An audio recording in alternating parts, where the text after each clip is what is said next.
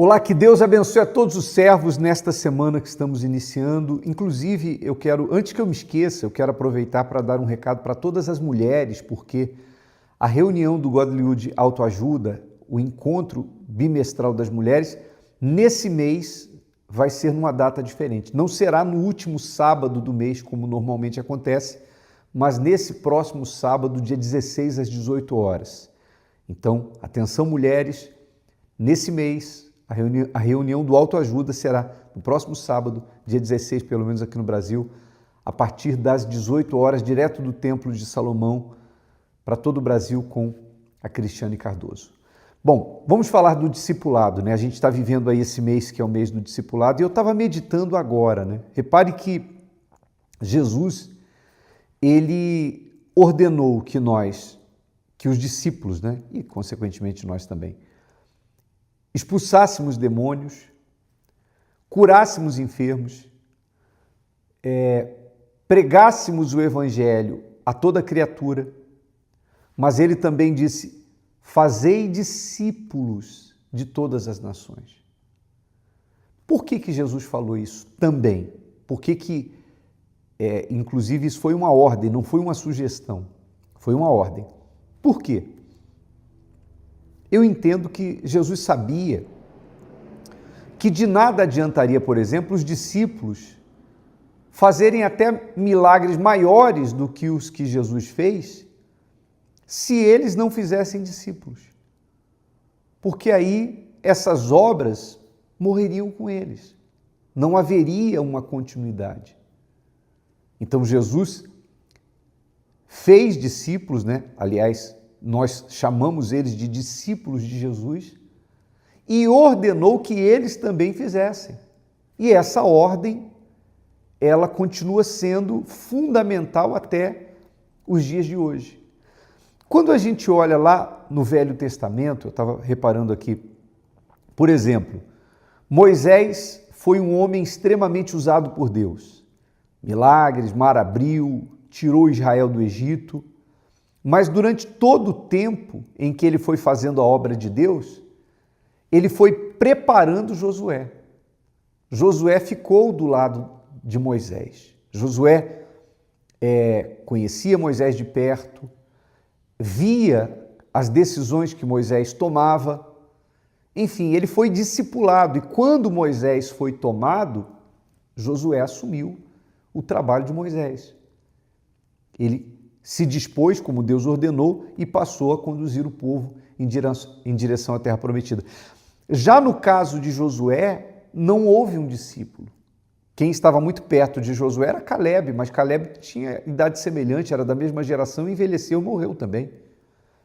Então não houve alguém, pelo contrário, a Bíblia diz que depois da morte de Josué e dos anciãos que ainda conviveram com ele, então Israel se desviou. É isso que acontece quando não há discípulos.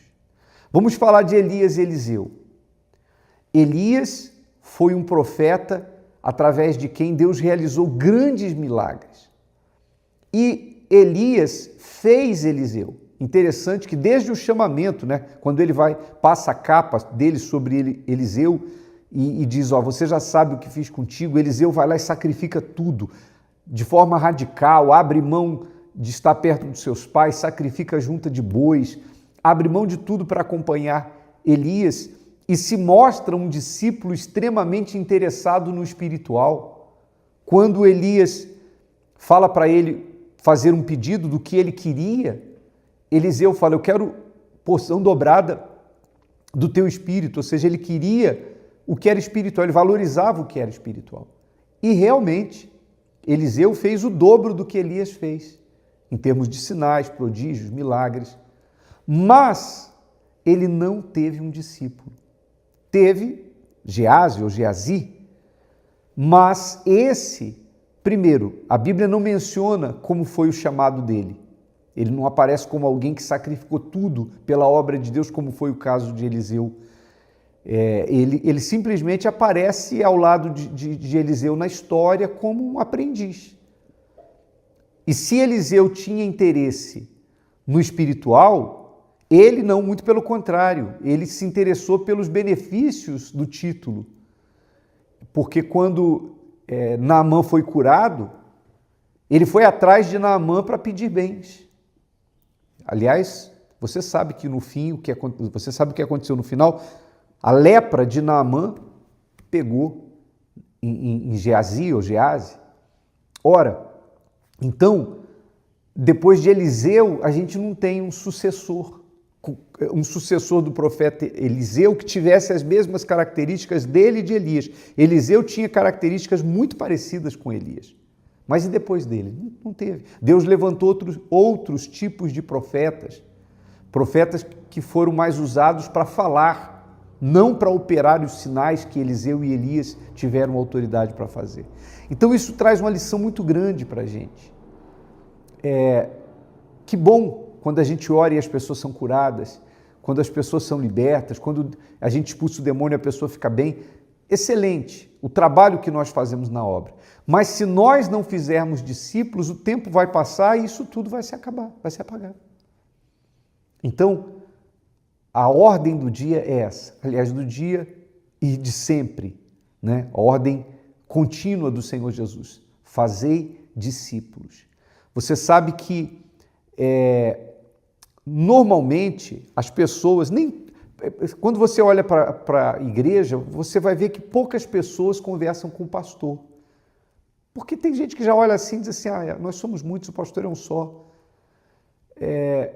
Tem gente que nunca fala com o pastor, mas tem muita gente que tira suas dúvidas com os obreiros, recebe orientações dos obreiros, considera que é mais acessível, é mais fácil falar com o obreiro. Não que os pastores não atendam, mas é impraticável atender todo mundo. Então, muitas pessoas que hoje, inclusive tem muitos pastores, como o exemplo do testemunho que nós tivemos no último programa Obreiros em Foco, aliás, se você não assistiu, assista o programa em que a gente entrevistou a Josi Bócoli e o bispo Gustavo, que estão lá em Israel, e entrevistamos também a levita aqui do Templo de Salomão, que evangelizou a Josi e discipulou, e ela discipulou o bispo Gustavo, e aí a obra, repare, né? Através dela, hoje nós temos um casal ganhando almas em Israel. Então veja a importância do discipulado. Se você não assistiu o programa dessa última semana, Obreiros em Foco, assista, porque vai te abençoar assim como abençoou a mim. E eu tenho certeza que Deus vai falar com você. Mas e aí? Você já começou na prática do discipulado? Já tem alguém que você está acompanhando de perto? Se não tem, comece a fazer isso. Lembre, o discipulado não é só dentro da reunião, é principalmente antes e depois dela. É alguém perto de você que está precisando. Tá certo? Medite nisso. Continue agora com o responsável local. Lembrando que no dia 6 de junho nós vamos ter o nosso encontro nacional, o sábado do discipulado, a partir das 18 horas, direto aqui do Templo de Salomão, com transmissão para todo o Brasil. Que Deus abençoe a todos. Continuem com o responsável local.